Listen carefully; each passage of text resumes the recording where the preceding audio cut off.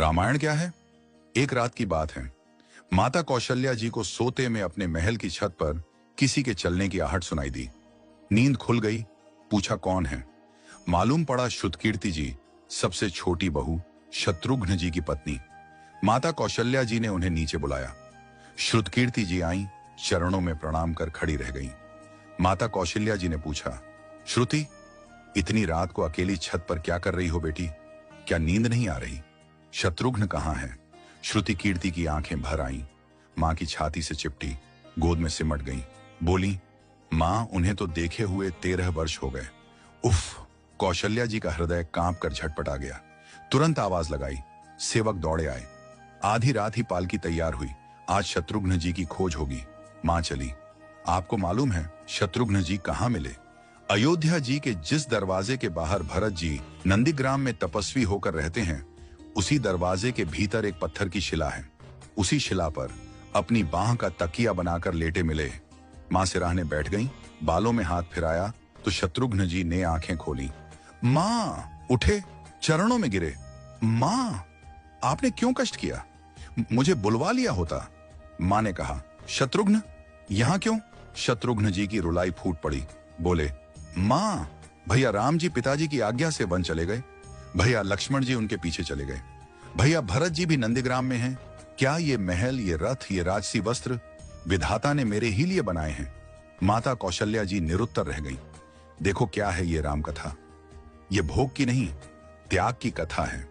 यहां त्याग की ही प्रतियोगिता चल रही है और सभी प्रथम हैं। कोई पीछे नहीं रहा।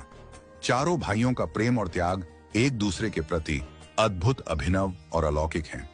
रामायण जीवन जीने की सबसे उत्तम शिक्षा देती है।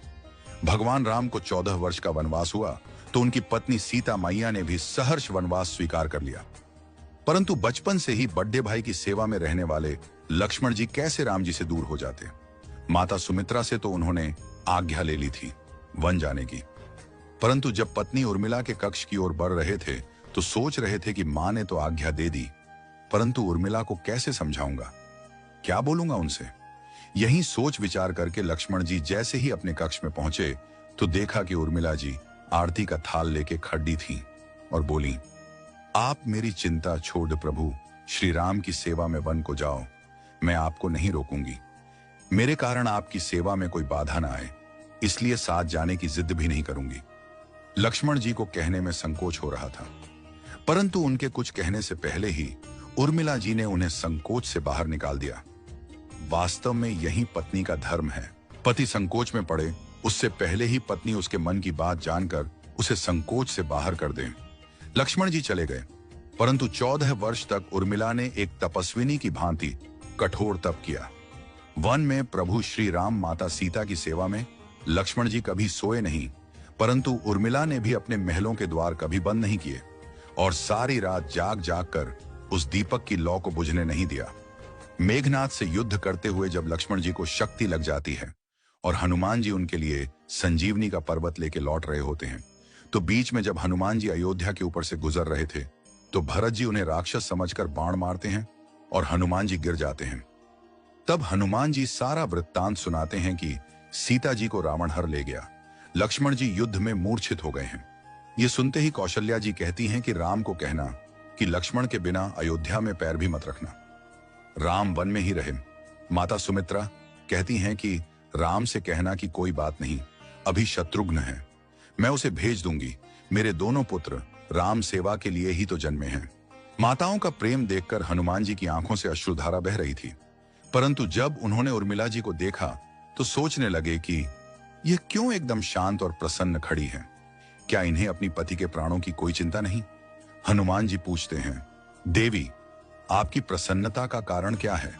आपके पति के प्राण संकट में हैं। सूर्य उदित होते ही सूर्य कुल का दीपक बुझ जाएगा। उर्मिला जी का उत्तर सुनकर तीनों लोकों का कोई भी प्राणी उनकी वंदना किए बिना नहीं रह पाएगा। उर्मिला बोली, मेरा दीपक संकट में नहीं है, वो बुझ ही नहीं सकता। रही सूर्योदय की बात, तो आप चाहें तो कुछ दिन अयोध्या में विश्राम कर लीजिए, क्योंकि आपके वहां पहुंचे बिना सूर्य उदित हो ही नहीं सकता। आपने कहा कि प्रभु श्री राम मेरे पति को अपनी गोद में लेकर बैठे हैं। जो योगेश्वर प्रभु श्री राम की गोदी में लेटा हो, काल उसे छू भी नहीं सकता। यह तो वो दोनों लीला कर रहे हैं। मेरे पति जब से वन गए हैं तब से सोए नहीं हैं। उन्होंने न सोने का प्रण लिया था, इसलिए वे थोड़ी देर विश्राम कर रहे हैं, और जब भगवान की गोद मिल गई तो थोड़ा विश्राम ज्यादा हो गया। वे उठ जाएंगे।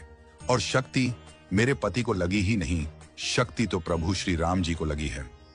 मेरे पति की हर श्वास में राम है, हर धड़कन में राम, उनके रोम रोम में राम है, उनके खून की बूंद बूंद में राम है। और जब उनके शरीर और आत्मा में ही सिर्फ राम है तो शक्ति राम जी को ही लगी, दर्द राम जी को ही हो रहा। इसलिए हनुमान जी आप निश्चिंत होके जाए, सूर्य उदित नहीं होगा। राम राज्य की नींव जनक जी की बेटियां ही थीं, कभी सीता तो कभी उर्मिला। भगवान राम ने तो केवल राम राज्य का कलश स्थापित किया, परंतु वास्तव में राम राज्य इन सब के प्रेम, त्याग, समर्पण और बलिदान से ही आया। जिस मनुष्य में प्रेम, त्याग, समर्पण की भावना हो, उस मनुष्य में राम ही बसता है। कभी समय मिले तो अपने वेद, पुराण, गीता, रामायण को पढ़ने और समझने का प्रयास कीजिएगा। जीवन को एक अलग नजरिए से देखने और जीने का सुर मिलेगा। लक्ष्मण सा भाई हो, कौशल्या माई हो, स्वामी तुम जैसा मेरा रघुराय हो, नगरी हो अयोध्या सी, रघुकुल सा घराना हो, चरण हो राघव के जहां मेरा ठिकाना हो त्याग भरत जैसा, सीता सी नारी हो, लवकुश के जैसी संतान हमारी हो, श्रद्धा हो श्रवण जैसी, सबरी सी भक्ति हो, हनुमत के जैसी निष्ठा और शक्ति हो। ये रामायण है, पुण्य कथा श्री राम की। जय जय श्री राम।